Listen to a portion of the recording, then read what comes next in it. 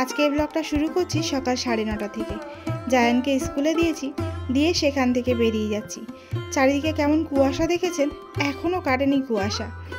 তো সকালটা বেশ সুন্দর লাগছে, এরকমভাবে কখনো বেরোয়নি তো বেশ সুন্দর লাগছে আর কি। তো কোথায় যাচ্ছি সে কথা পরে বলছি। Welcome to Jahanara's Bengali blog. কেমন আছেন সবাই? আশা করছি সবাই খুব ভালো আছেন। একটু সকাল সকাল ঘুম থেকে উঠেছি আজকে, উঠে রান্না বান্না কাজবাজ সমস্ত কিছু সেরে নিয়ে তারপরে আর কি বেরিয়েছি। জিশাদ আছে বাড়িতে, তার তো পরীক্ষা চলছে, মানে পরীক্ষা শুরু হবে আর কি, এখনও শুরু হয়নি।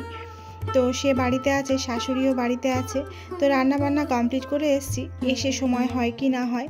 তারপর জায়ানকে নিয়ে ডাক্তারখানায় যাওয়ার কথাও আছে, তো দেখা যাক কি হয়। আগে ফিরি সেখান থেকে। আর যাওয়ার পথে এই যে ডাবওয়ালা দেখে এখান থেকে 2টো ডাব হাজবেন্ড নিয়েছিল, তো সেখান থেকে দুজনে 2টো ডাব খেয়ে নিয়ে আর তারপরে আবার রওনা দিলাম। এবার বলি কোথায় যাচ্ছি আর কেন যাচ্ছি আমার বড় বুবুর বাড়ি, মানে বড় দিদির বাড়ি আর কি, ধপধপিতে। সেখানে যাচ্ছি, এক নতুন অতিথির আগমন হয়েছে তারই দর্শন করতে। আর নতুন অতিথি দর্শন করতে যাচ্ছি, আর খালি হাতে গেলে হয় বলুন? তাই এখান থেকে কিছু মিষ্টি নিয়ে নিলাম। মিষ্টি নিয়েছি, অবশ্য তিনি খেতে পারবেন না, তিনি তো নিতান্তই ছোট। আসলে হয়েছে কি, আমার বড় বুবুর নাতি হয়েছে, আমারও নাতি অবশ্যই। তো সেই নাতিকে দেখতে যাচ্ছি আর কি, মানে আমার বোনঝির ছেলে। তো কিছুদিন আগে একটা ভিডিও দিয়েছিলাম যে তাকে নিয়ে আর কি, তার ডেলিভারি হবে, তো ওই জন্য তাকে নিয়ে আমি হসপিটালে গিয়েছিলাম। তো সেই আর কি বোনঝির আর কি বাচ্চা হয়েছে। তো অনেক দিন ধরে যাওয়া হচ্ছে না, হসপিটালে তাকে দেখতে গিয়েছিলাম, কিন্তু অনেক দিন ধরে যাওয়া হচ্ছে না বলে বোনঝি খুবই রাগারাগি করছিল যে তোমাদের আসতে হবে না, যাও, তোমরা কেন আসবে। আসলে সম্পর্কটাই এরকম, ওই জন্য প্রত্যাশাটা বেশি করে, আমরাও করি, আমাদেরও করেছে তারা। তো যাই হোক, এখান থেকে কিছুটা মিষ্টি নিয়ে নিলাম। আর তার জন্য গিফট হিসেবে কিছু নিইনি, সেটা দেখানো হয়নি জানেন তো। আমি নিয়েছি তার মায়ের জন্য, আমি নিয়েছিলাম একটা বেবি ক্যারিয়ার ব্যাগ। আসলে যে ওইটাতে করে আর কি, মানে ছোট বাচ্চাদের আর কি খুব সুন্দরভাবে কোলে নেওয়া যায়, বা এমনি খুব সুন্দর হয়, সেটা আমি বলে বোঝাতে পারবো না, বা আমি সঠিক নামটা তার জানি না। তবে আমার জায়ান যখন ছোট ছিল তখন আমার খুব ইচ্ছা ছিল যে আমি ওই ধরনের একটা ব্যাগ কিনি, যাতে করে জায়ানকে সুন্দরভাবে বাইরে নিয়ে যাওয়া যাবে। কিন্তু তখন তো পুরোপুরি লকডাউন ছিল, ওই জন্য মানে আমার আশাটা পূরণ হয়নি। তাই জন্য আমি আমার বোনঝির জন্য ওটা নিয়ে নিলাম। আর তার জন্য জামা কাপড় কিছু নিইনি। আমার বোনঝি বারবার বলছিল ওর প্রচুর জামা কাপড় হয়ে গিয়েছে, তোমার কিছু নিতে হবে না, ওই জন্য আর কি আমার বোনঝির জন্য ওই ব্যাগটা নিয়েছিলাম। তো এসে দেখছি মহারাজ দোলায় ঘুমাচ্ছেন। আর জানেন তো, আমার বড় বুবু আমার থেকে বয়সে অনেকটাই বড়। তো তার মেয়েরা, তার 2টো মেয়ে আর একটা ছেলে, তার মেয়েরা প্রায় আমাদের বন্ধুর মতো। আর বড় মেয়ে তো আমাদের পুরো আমাদের সঙ্গে খুবই ভালো সম্পর্ক বলতে কেউ বলবে না যে ওরা আমার বোনঝি হয়, নিজের বোনের মতো এরকম একটা ব্যাপার। আর খুব ভালো সম্পর্ক, আমরা সুখে দুঃখে একে অপরের সঙ্গে কথাবার্তা শেয়ার করি, আর সবাই সবার পাশে থাকবো।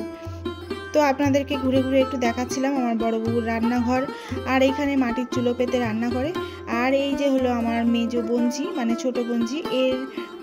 আর এই যে আমাদের মহারাজ চিন্তামণি আর কি। তো তিনি তো ঘুম থেকে কোনো মতেই চোখ তাকাচ্ছে না। আর তারপর শেষমেশ আমি তাকে কোলে নিয়েছি। আমি অবশ্য একটা কথা বলে দিই, আমি কিন্তু খুব ভালো করে হাতটা ধুয়ে নিয়েছিলাম আর কি এসে। আর এই দেখুন আমার দিকে কেমন তাকিয়েছিল। আর কি বলুন তো, সেই যে ছোটোবেলায় জায়ানকে যেভাবে কোলে নিতাম, সেই ফিলিংসটা হচ্ছিল। আসলে খুব একটা বেশি দিনের কথা নয় তো, জায়ান যখন হয়েছিল, তো সেই সব কথাগুলো ভীষণ মনে পড়ছিল। মনে হচ্ছিল আমার ছেলেটা কেন এত তাড়াতাড়ি বড় হয়ে যাচ্ছে, আবার যদি এরকম ছোট্ট মতো হয়ে যেত।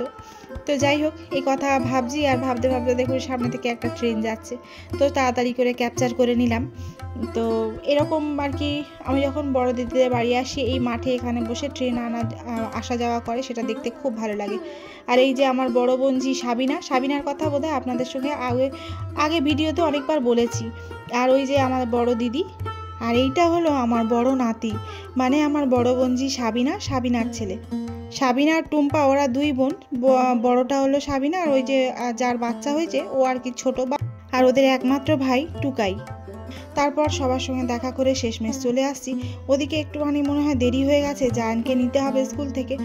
তো আমি জিশাদকে ফোন করে দিয়েছিলাম যে বাবু তুই একটুখানি নিয়ে আর একটু মানে ওর স্কুলের সামনে দাঁড়া, আমরা যাচ্ছি। তো ও হয়তো নিয়ে নেবে, নিয়ে দাঁড়িয়ে থাকবে, তাই আমরা যাচ্ছি। আর ওদিকে দাঁতের ডাক্তারখানায় অ্যাপয়েন্টমেন্ট নেওয়া ছিল, সেখানে আর কি জায়ানকে নিয়ে যাব। জায়ানের দাঁতের জন্য একটু সমস্যা হচ্ছে, আসলে ওর দাঁতটা দেখছি না ক্ষয়ে গিয়েছে। তো ও তো অনেকক্ষণ কিছু খায়নি, তাই ওর জন্য একটু মিষ্টি কিনে নিলাম। তো ও না মিষ্টি খুব একটা খায়নি। আর আমার জিশাদের জন্য কিনে নিয়েছিলাম লাড্ডু। ও আর কি যে সকালবেলা যে দোকান থেকে ওদের জন্য মিষ্টি নিয়ে গেছিলাম, ওই দোকানের লাড্ডু খেতে ও ভীষণ ভালোবাসে। এরপর জিশাদকে ব্যাগটা দিয়ে আর সাইকেলে করে ও বাড়ি চলে গিয়েছিল। আর এদিকে জায়ানকে চেক আপ করতে ভিতরে ঢুকিয়ে দেওয়া হলো। আর ও না খুব সুন্দর, একটুও ভয় পায়নি জানেন তো। কিছুদিন আগে আমার দাঁতের আর কি চিকিৎসা চলছিল, তখন যতবারই আমি দাঁতের এরকম হাঁ করতে বলতো আর এরকম আর কি মেশিনপত্র নিয়ে আসতো, আমি না ভীষণ ভয় পেতাম, ভীষণই ভয় পেতাম, হাতটা সরিয়ে দিতাম। আর আমার জায়ান কিছুই বলেনি। ডাক্তারবাবু বলছিলেন যে এরকম পেশেন্ট হলে কতক্ষণ লাগে দাঁতের ডাক্তার মানে দাঁত দেখাতে বা সমস্যার সমাধান করতে। খুব ভালো ছেলে, খুব সাহসী ছেলে। তাই বলছিল, ওর বাবা বলছিল যে মায়ের থেকে ছেলে অনেক সাহসী। তো আমি আবার সে কথা শুনে সত্যিই ভাবছিলাম যে সত্যি আমার জায়ানটা কত সাহসী, একটুও ভয় পেল না। তারপরে এই যে নাচতে নাচতে লাফাতে লাফাতে চলে যাচ্ছে, দাঁড়িয়ে আবার আমাকে ডাকছে, ও মা তুমি এসো, তুমি যাবে তো। তো আমি সবাই চলে যাচ্ছি। আর এখন প্রায় 3টে সাড়ে 3টে এরকম মতো বাজে। ডাক্তারখানায় আর কি অনেকটা দেরি হয়ে গেছিলো, আসলে ডাক্তারবাবুর কাছে প্রচণ্ড ভিড় হয়, ওই জন্যই আর কি একটু দেরি হয়ে গেছিলো। আর এখান থেকে চলে যাব বাড়ির দিকে। হাজব্যান্ড আবার এখান থেকে আমাদের বাড়িতে নামিয়ে দিয়ে হয়তো একটু কিছু খাবে, খেয়ে নিয়ে আবার ডিউটিতে যাবে। তো যাওয়ার পথে হাজব্যান্ড বললো যা হোক কিছু একটু বাজার করে নিয়ে যাওয়া যাক পরের দিনের জন্য। আমি বললাম হ্যাঁ, আসলে না ও আর কি সকালে বাজার করার সময় পাচ্ছে না। বাজার করে নিয়ে এসে রান্না করতে করতে আমার অনেকটা দেরি হয়ে যায়, ফলে ওর টিফিন নিয়ে যেতে খুব অসুবিধা হয়। তাই বাজারটা করে নিলাম। আর এই যে একটা বাঁধাকপি নিয়ে নিলাম, পরের দিন একটু বাঁধাকপির পকোড়া করার খুব ইচ্ছা আছে। আর শাশুড়ি বলেছিল মূলো নিতে, মূলো নিয়ে নিল। আর এখান থেকে একটু চিকেন নিয়ে নিলাম। আর এই যে দেখুন চিকেন দোকানের সামনে একটা ঘুড়ির দোকান ছিল, তো জায়ান খুব জেদ করছিল ঘুড়ির জন্য, তাই ওকে একটা ঘুড়ি কিনে দেওয়া হলো। যদিও ঘুড়ি ওড়াতে পারে না, তবুও একটা ঘুড়ি কিনে দিলে ও একটুখানি নিয়ে আর কি দেখবে সবাই ঘুড়ি ওড়াচ্ছে তো এখন, তো ওই জন্য ওর কাছে থাকলেও একটু খুশি হয়ে যাবে এই আর কি। তারপর এখান থেকে নিয়ে নেওয়া হলো ওষুধ, মানে ওর যে ওষুধ লিখেছে কয়েকটা, তো সেগুলো ওষুধ নিয়ে নেওয়া হলো। তারপর বাড়ির দিকে রওনা দিলাম। তো চলুন আজকে ভিডিওটা এই পর্যন্ত রাখি, দেখা হবে পরবর্তী কোনো ভিডিওতে। ততক্ষণ ভালো থাকবেন, সুস্থ থাকবেন এবং আমার আজকে ভিডিওটি কেমন লাগলো জানাবেন।